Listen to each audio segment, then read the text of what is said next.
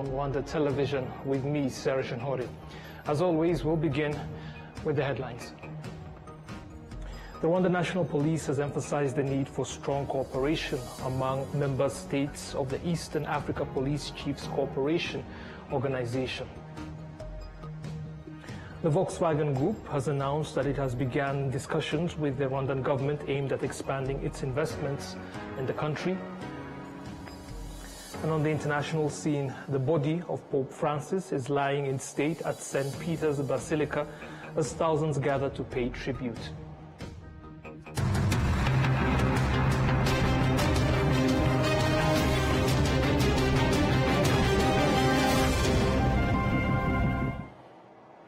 Now straight to the details. I'm glad you're able to join us.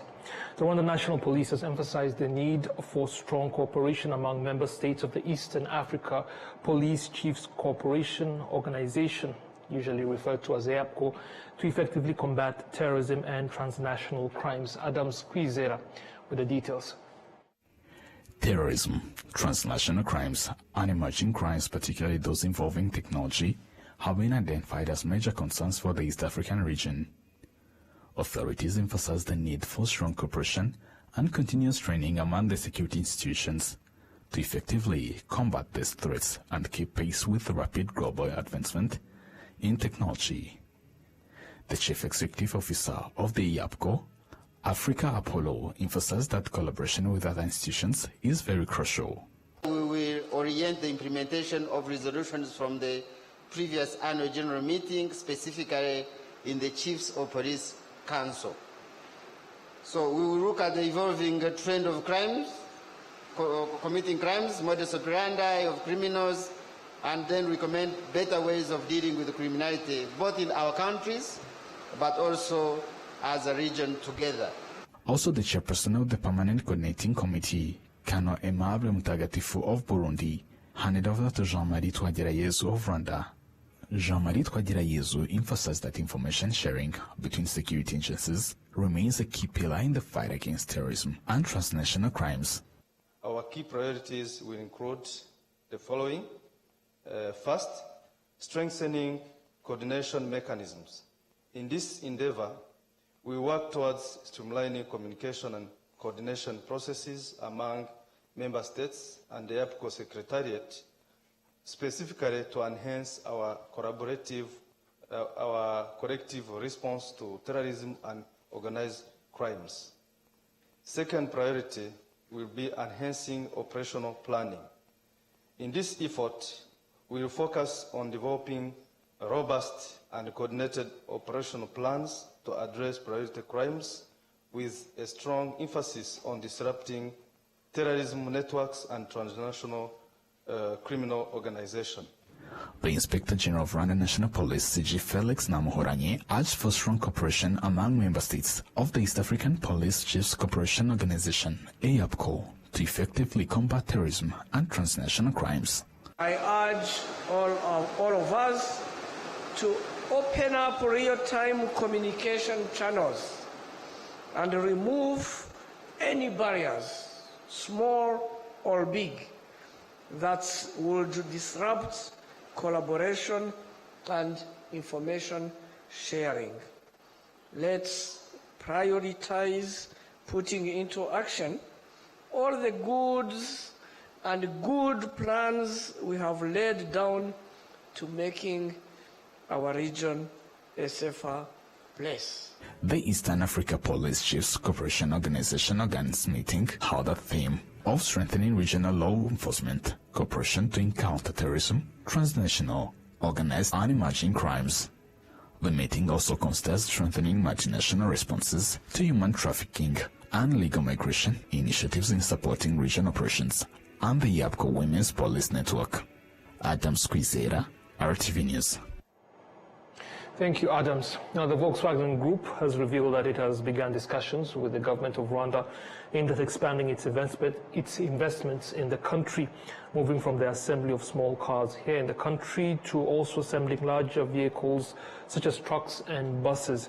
This follows 7 years of investment in Rwanda, and they wish to broaden their activities, having recognized that Rwanda is a country with attractive opportunities for foreign investment.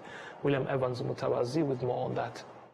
Senior officials from the German company Volkswagen Group at the African level are in Rwanda on a mission to showcase their investment activities in Rwanda since 2018. The executive office of Volkswagen Rwanda, Serge Kamuhinda, noted that since that time until now, the investment has yielded significant results for Rwanda and for investors themselves, which is why they intend to expand their operations. We have here in Rwanda, as you know, mobility services and local assembly, and we also have a project on electric tractors. The building of the hub where the tractors will work is under construction, will be ready in June, but the tractors are already servicing farmers. But as you know, Volkswagen is a big company with many more sister companies.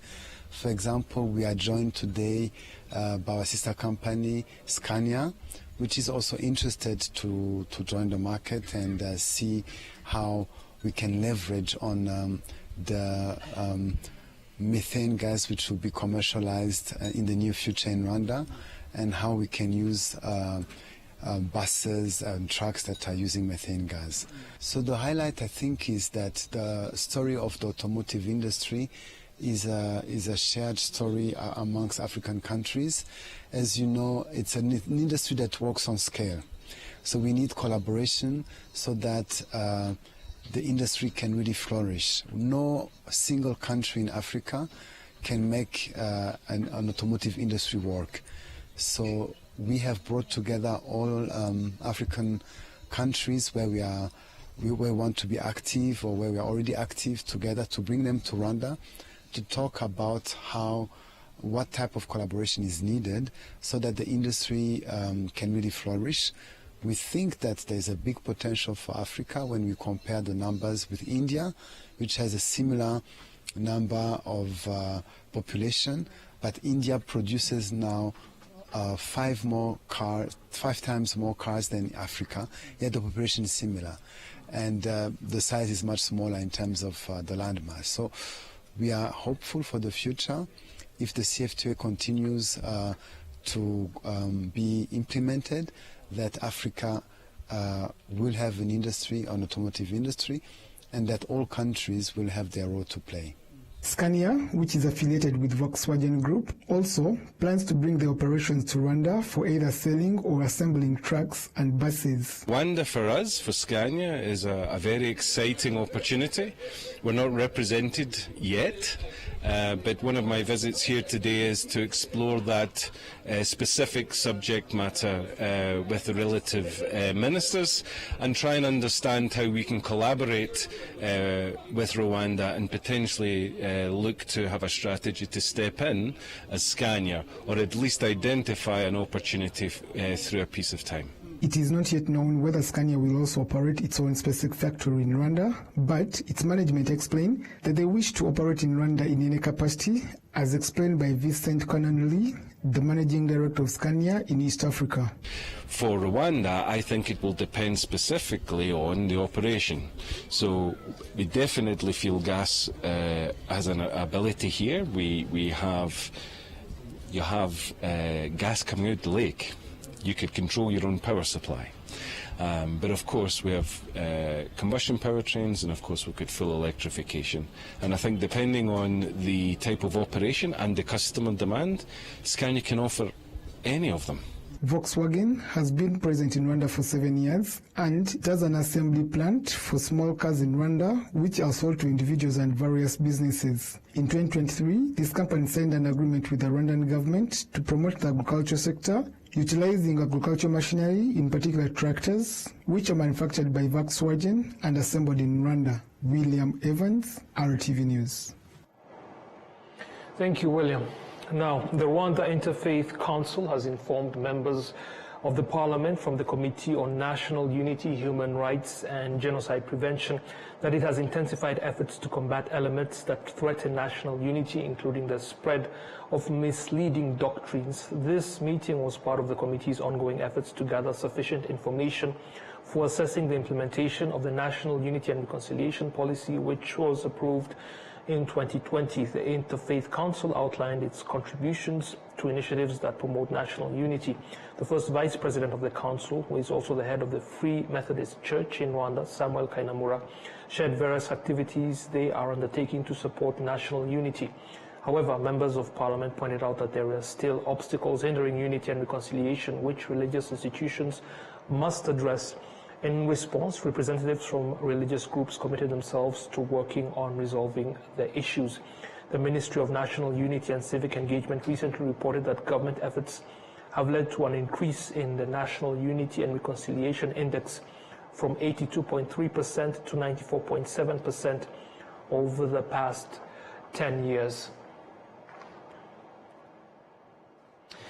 Now, statistics from the Special Guarantee Fund show a rise in the number of compensation claims submitted by residents in the Eastern Province for damages caused by wild animals.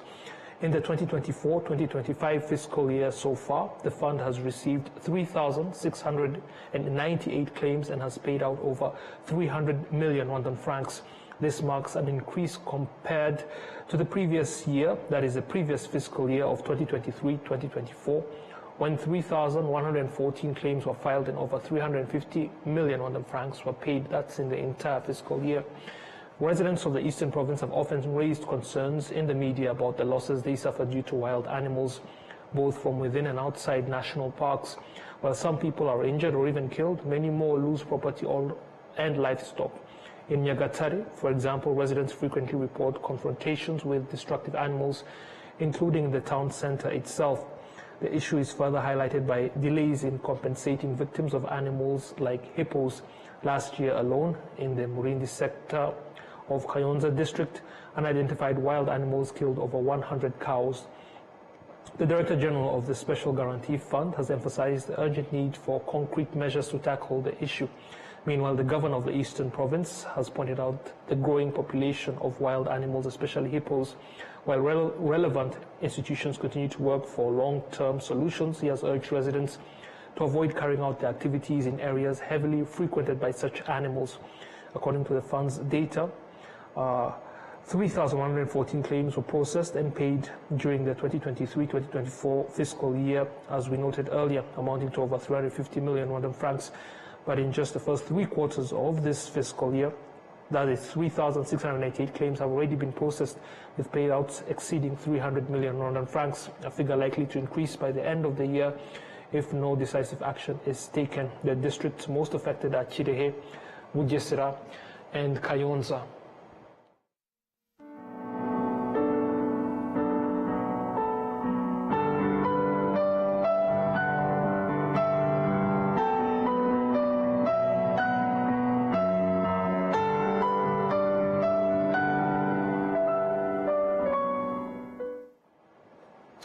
Unity Club in Hwararumuri has offered words of comfort and reassurance to elderly genocide survivors known as Inhwaza, who were left alone after losing their entire families during the 1994 genocide against the Tutsi, assuring them that the government remains committed to their continued care and support.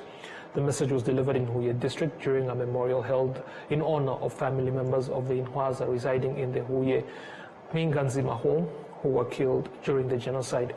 The commemoration included the reading of the names of each of the Inhwaza's family members.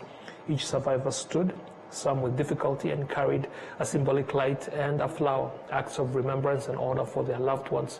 For the Inhwaza who have passed away, a member of Unity Club in Hwararumuri stood in their place to participate in the commemoration.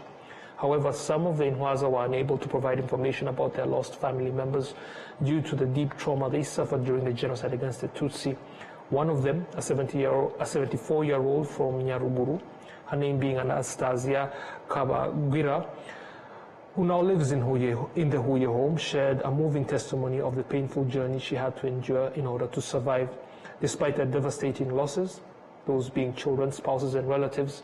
The Inhwaza expressed a resilient hope for life, which they attribute to the country's strong and compassionate leadership.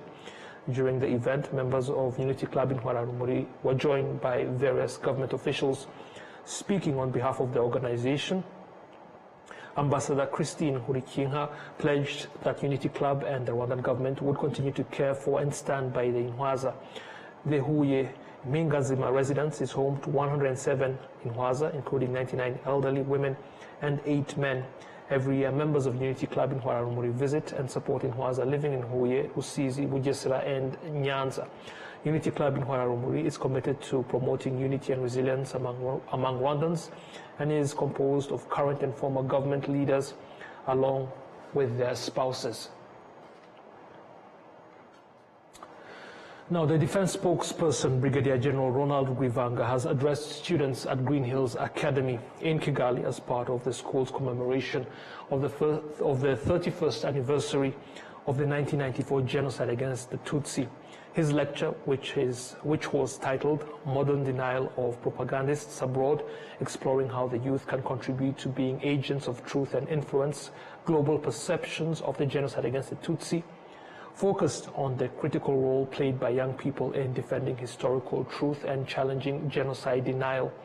Brigadier General Rwivanga emphasized that despite decades of documented truth and international recognition, there are still propagandists, especially abroad, who continue to distort or deny the reality of the genocide. He urged students to actively challenge such narratives, particularly in the digital space where misinformation spreads quickly.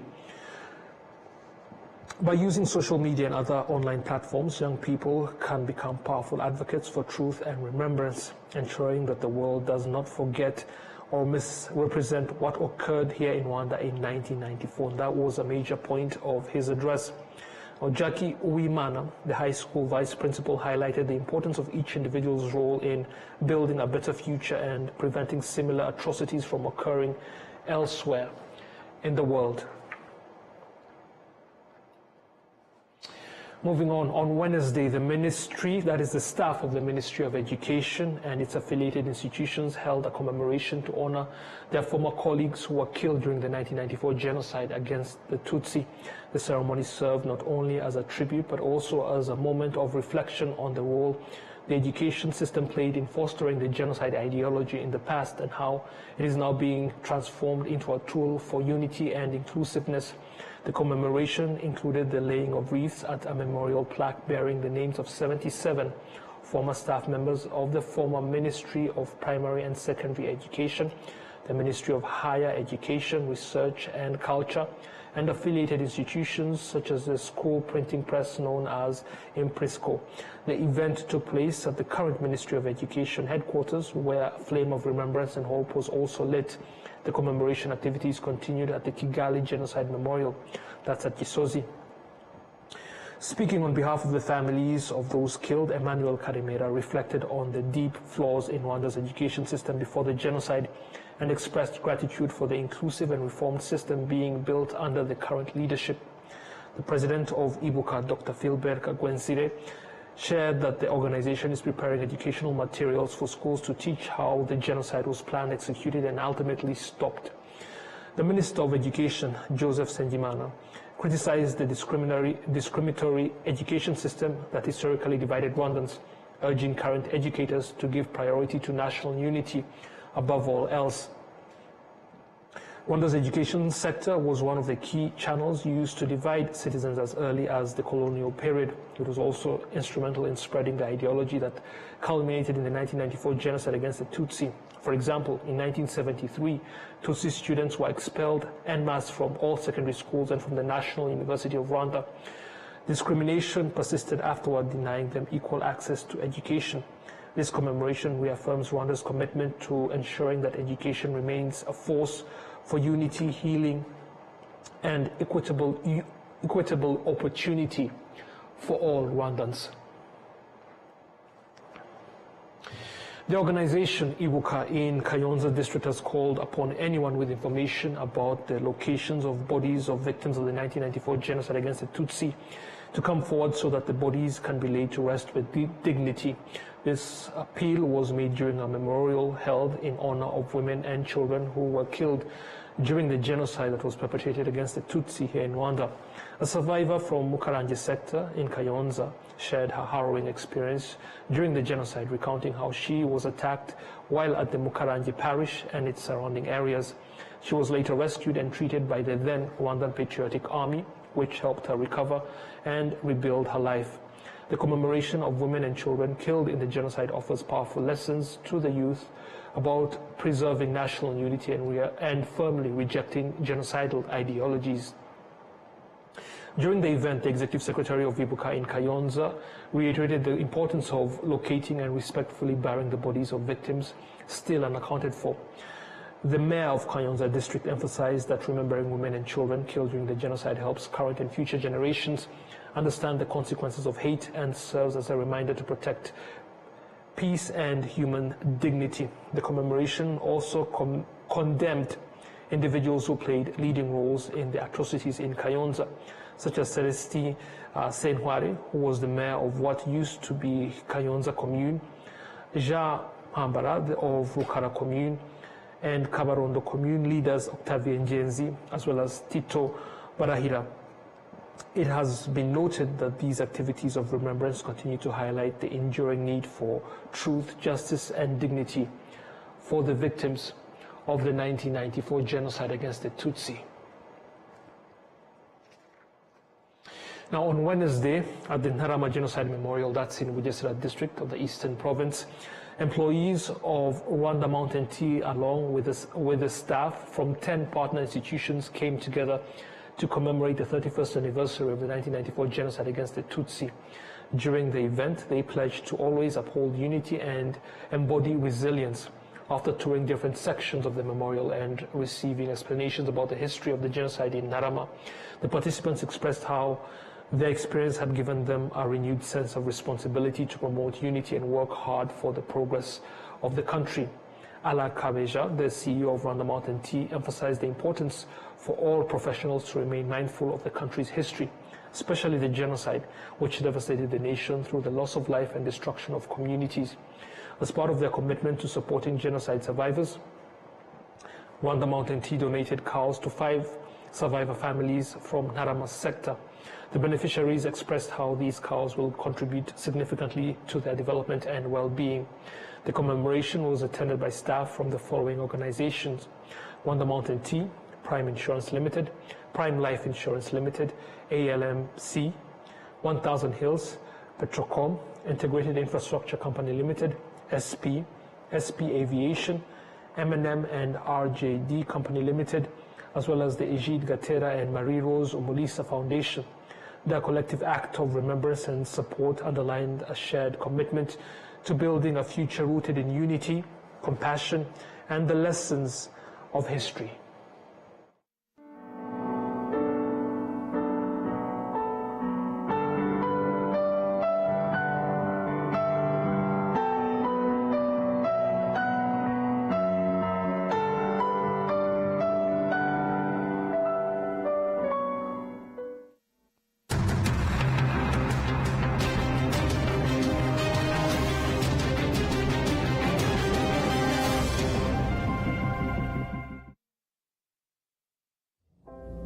Nyiri muto arababwiraga data bati ntabwo wagira umukamo mwinshi utunze imwe imwe, ariko nigeze acika intege.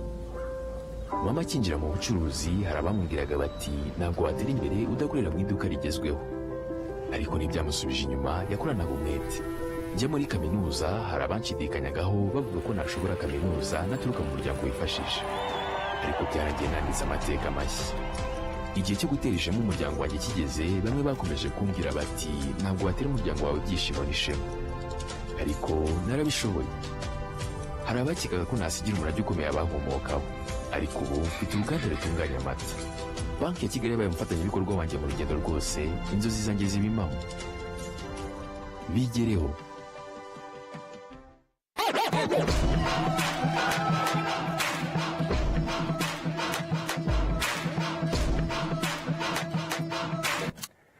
Mvangiye kubarira 1 2 3 itugwamo. So 1 2 3 gwamo.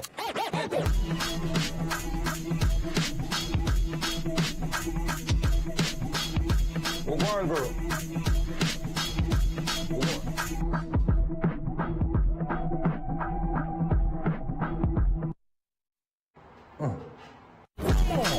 Kuwa mbere kanda akanyenyeri 3 akanyenyeri 2 urwego maze nawe ugwemo. Ndanezero umunezero nsaba umutima ndakora akazi kanjye ndacatinga data ntizishira enda nawe gwamo wikwisondeka.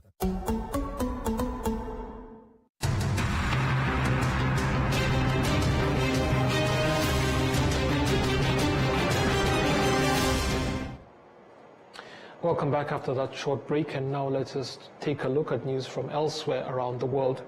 Pope Francis is lying in state at St. Peter's Basilica as thousands pay their tributes. The Pope's funeral will take place on Saturday, with several world leaders and devout Catholics expected to attend. Euronews with the details.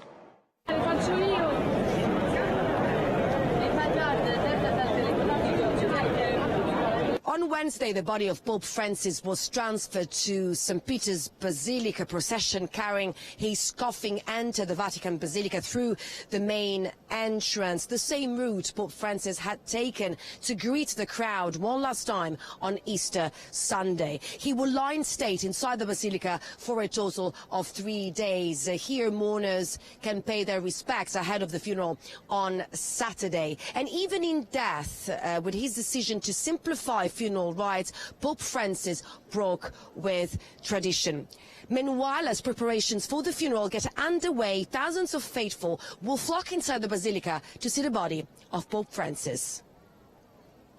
Lui ha voluto un funerale più austero, meno monarchico, se possiamo dirlo, no? Non si sarà, cioè lui ha rinunciato a tante cose per dare l'immagine che il Papa, sì è il Papa, ma non è un monarca. I think it's a way to pay respect to a person that has shaped the Catholic Church, but also I would say a significant person in the whole world, right? As a voice in this, very complex world that we are living in, has been a clear voice, advocating for truth and for justice and nearness to all marginate and poor people. E vederlo per me è dire grazie per quello che è stato e ricordare quello che mi ha chiesto di essere, un missionario tra le gente, per questo. L'ultimo saluto. Noi siamo venuti a Natale che ha fatto la messa. A me mi emoziona ogni qualvolta che vedo Papa Francesco, c'è una cosa che uno sente dentro, con la sua semplicità, quindi è così.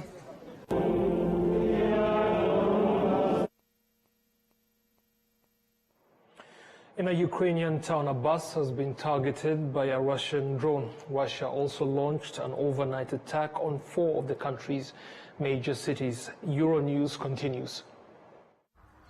At least 9 people have been killed and over 40 others injured after a Russian drone struck a bus carrying commuters in the Ukrainian town of Marhanets. The strike was part of a large-scale wave of Russian strikes across Ukraine overnight into Wednesday. Multiple people were injured in Kherson, Odessa, and Poltava after civilian infrastructure was hit, starting fires in residential buildings, according to local officials. The attack on Kherson also targeted energy infrastructure and completely destroyed one of the city's energy facilities, according to the region's governor. Russia has intensified its attacks across Ukraine in recent weeks, even as Kyiv proposed a 30-day truce on strikes against civilian infrastructure. Ukrainian President Volodymyr Zelensky said that Ukraine is ready for any format of negotiations that might bring a ceasefire and open the door to full peace negotiations. Now, British respondents have shown the least support for policies on health care, social welfare, labour protections and regularization, while Italians are more positive about granting rights to irregular migrants. Euronews with more. What is the European public's attitude towards irregular migrants' rights? In Europe, the number of irregular migrants is estimated to be between 2.6 million and 3.2 million. Access to primary health care for irregular migrants is generally preferred over providing low-income support.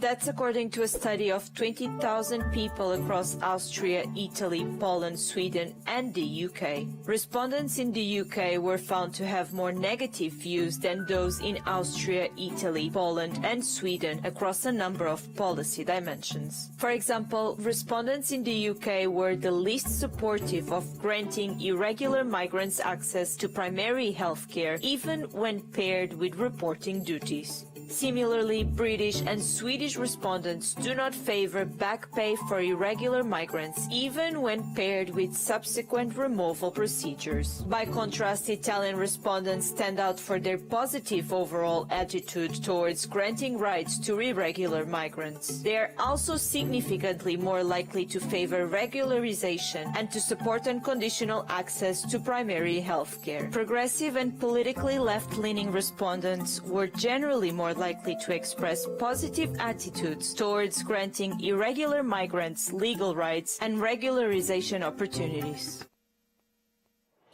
And finally, to the U.S., where disgraced movie mogul, that is Harvey Weinstein's rape retrial has reopened in New York. Weinstein's retrial is playing out at a different cultural moment than the first, which happened during the height of the Me Too movement. Euronews once more. Harvey Weinstein is back on trial after his original Me Too case 5 years ago. The case is being retried because New York's highest court threw out Weinstein's landmark 2020 rape conviction. At the time, they found the trial judge had unfairly allowed testimony against Weinstein based on allegations that weren't part of the case. The movie mogul was one of Hollywood's most powerful figures. Prosecutor Shannon Lucy said he used dream opportunities as weapons to prey on the 3 accusers in the case. He is charged with raping 1 woman and forcing oral sex on 2 others. Weinstein's retrial is playing out at a different cultural moment than the first, which happened during the height of the Me Too movement. The case also features some different people. There is a new judge and the jury counts 7 women and 5 men this time. Weinstein has pleaded not guilty and denies raping or sexually assaulting anyone. That report has brought us to the end of this edition. However, before we go, another quick look at the headlines. The Rwanda National Police has emphasized the need for strong cooperation among member states of the Eastern Africa Police Chiefs Cooperation Organization. The Volkswagen Group has announced that it has begun discussions with the government of Rwanda aimed at expanding its investments in the country. And on the international scene, the body of Pope Francis is lying in state at St. Peter's Basilica as thousands gather to pay tribute.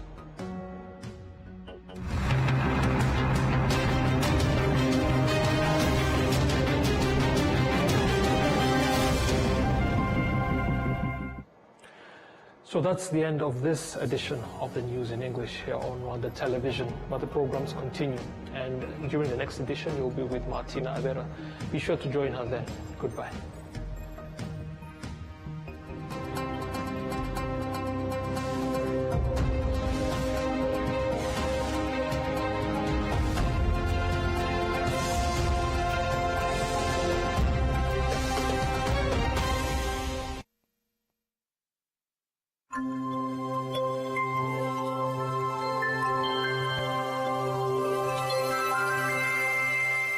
Mwiriho neza mwese